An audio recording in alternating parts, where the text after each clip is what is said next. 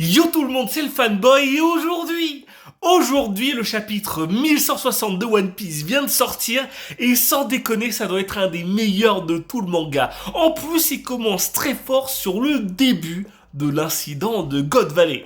On voit une foule de dragons célestes hyper en colère en regardant la scène sur laquelle on a évidemment les 9 coffres au trésor qui vont être les récompenses des jeux, mais surtout parce que sur la scène, il y a quelques membres du clan Davy. Et justement, Oda nous donne un petit close-up en nous montrant un espèce de géant, ou en tout cas ce que je pense être un boucanier, avec un chapeau de paille. Et pour moi, c'est pas du tout un détail, puisque le clan des D a un rapport avec ce genre de symbole qui est hyper important. Malheureusement, c'est pas la seule chose qu'on peut voir sur la scène, puisqu'il y a aussi bébé Teach avec sa mère qui essaye de le protéger.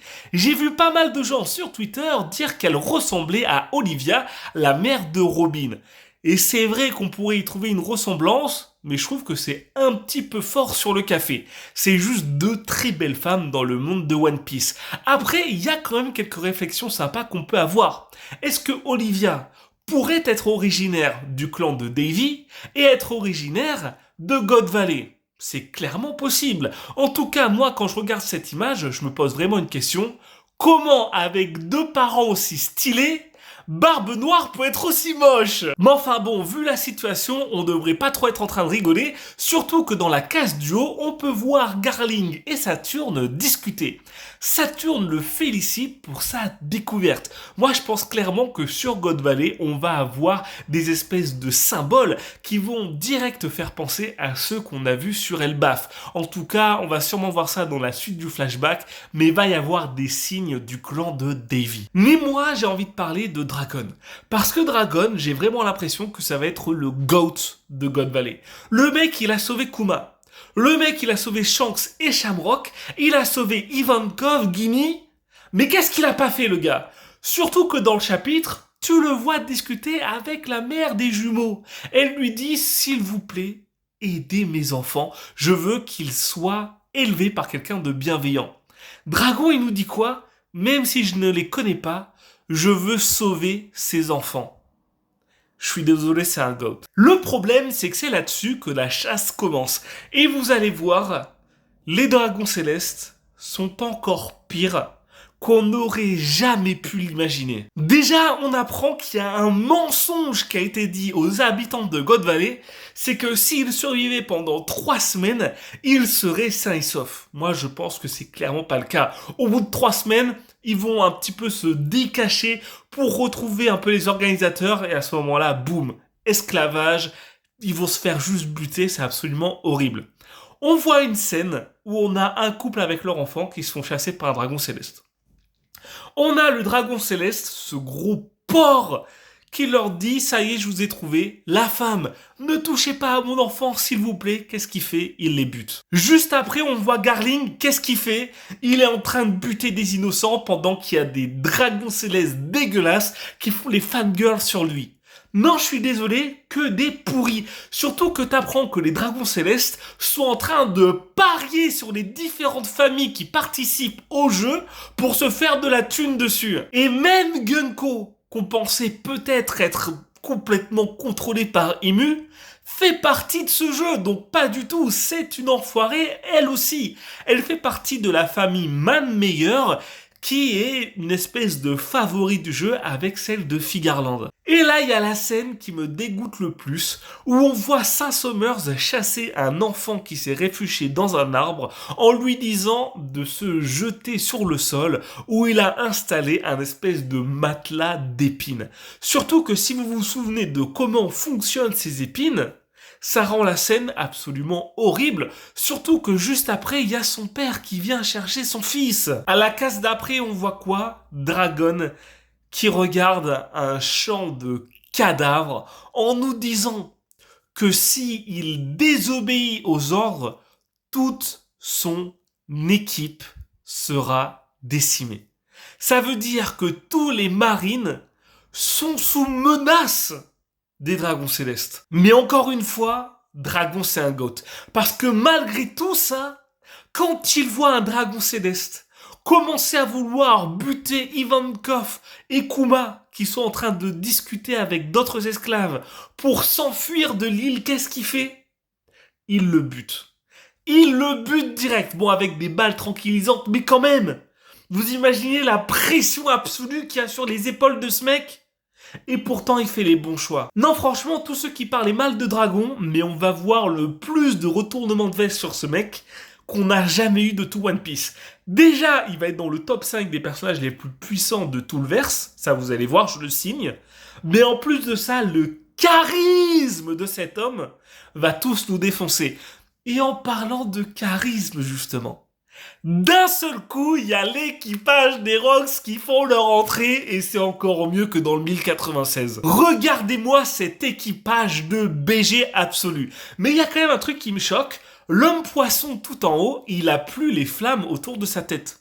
Donc je pense que c'est vrai, il doit avoir le fruit de Ace. Ce qui rend le truc un petit peu drôle puisque c'est un poisson qui brûle constamment. Mais bref, il y a quand même Xebec qui nous dit « Oubliez pas les gars, il y a Shaki, les trésors et les fruits du Némon. Ça sert à rien de se battre entre nous, autant travailler ensemble puis se partager les trésors après. » Mais à ça, t'as tout l'équipage qui a sa petite réponse.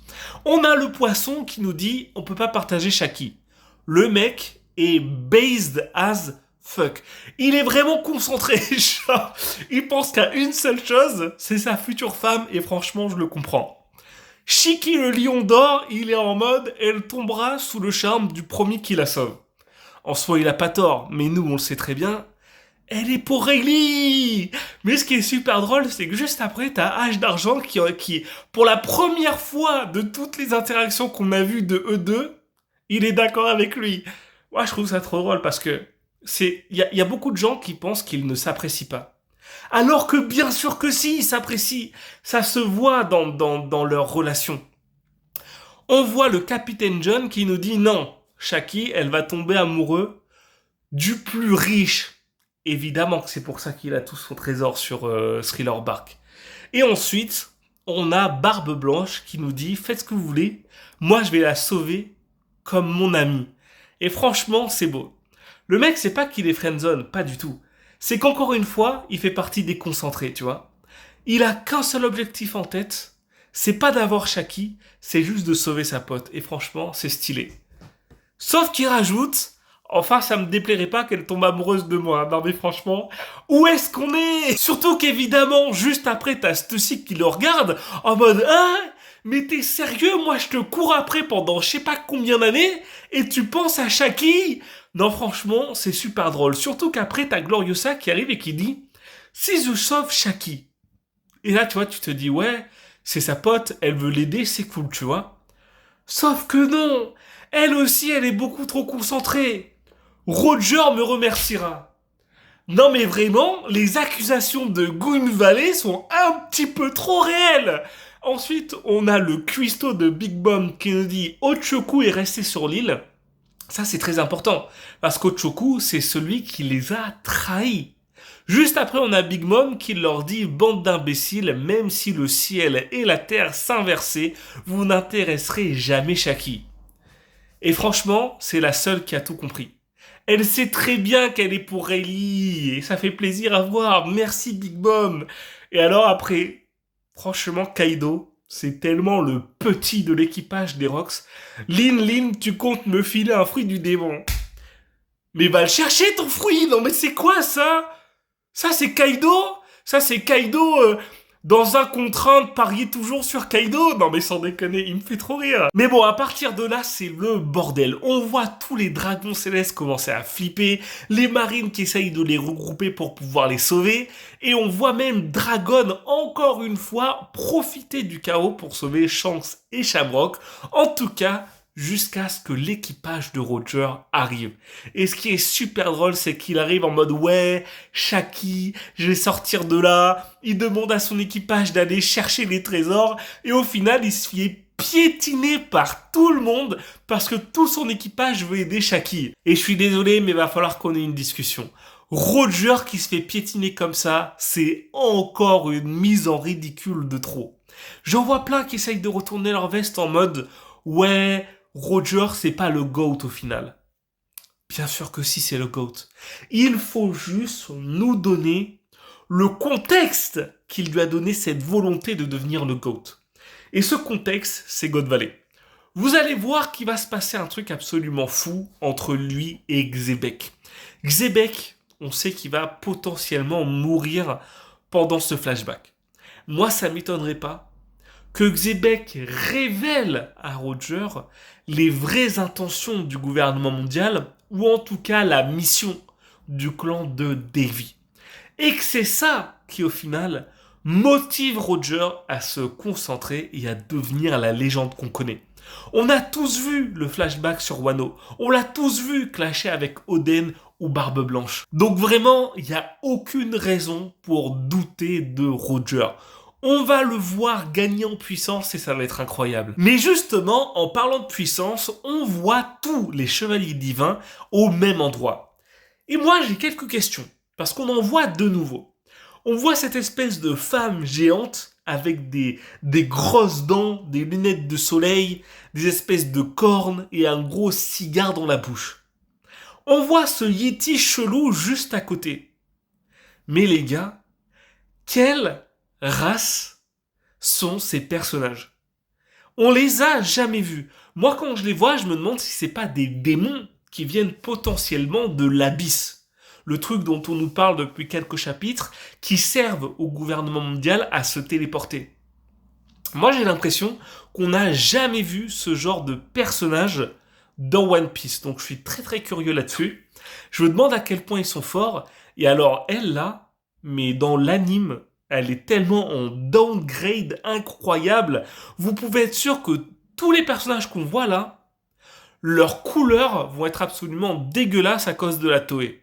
Ça, c'est absolument horrible. J'ai une autre question. Le mec qui a le crâne sur la tête, il y a beaucoup de gens qui pensent que ça va être Killingham, qui se cache parce que c'est un fishman. Moi, je me demande si les deux personnages qu'on a au-dessus, ce seraient pas des fishman aussi. Mais bon, il y a encore rien pour le prouver, donc je suis vraiment très curieux. Et à partir de là, on voit le bordel qu'il y a sur God Valley. Mais ce qui est sympa, c'est quand même de voir Barbe Blanche et Shiki se battre ensemble contre des marines. Enfin, en tout cas, ça, c'est jusqu'à ce que Garp arrive sur God Valley. Et franchement, c'est stylé. Il arrive en balançant des météores partout, il défonce tout le monde, et il y a même Xebec et Roger qui le regardent en train de flipper. Donc, tous ceux qui disent que c'est pas vraiment un problème, je pense que vous sous-estimez de fou Garp. Sans déconner, on sait très bien en plus qu'il va y avoir une connerie entre les deux. On sait très bien qu'apparemment, selon les dires de Sengoku qui sont remplis de propagande, Garp et Roger vont s'allier contre Xebec. Moi, je pense que c'est du bullshit. Pourquoi je pense que c'est du bullshit? Parce que je pense qu'il va arriver quelque chose à Xebec de tellement horrible qu'il va falloir que tout son équipage le trahisse en se retournant contre lui et que Roger et Garp s'assemblent, s'allient pour pouvoir le combattre. Je veux dire, imaginez 2 secondes Im-sama qui vient au travers de Gunko et qui domine Riversi Xebec. Ce serait pas absolument incroyable? Parce que ça obligerait évidemment tout l'équipage des Rocks à se battre contre lui à contre-cœur. Et Roger avec Garp serait obligé de s'allier pour pouvoir le taper. Ça validerait la version du gouvernement mondial, mais en même temps, ce serait pas vraiment la vérité. Et on aurait un quiproquo super intéressant, surtout que ça, c'est le genre de choses qu'adore faire Oda.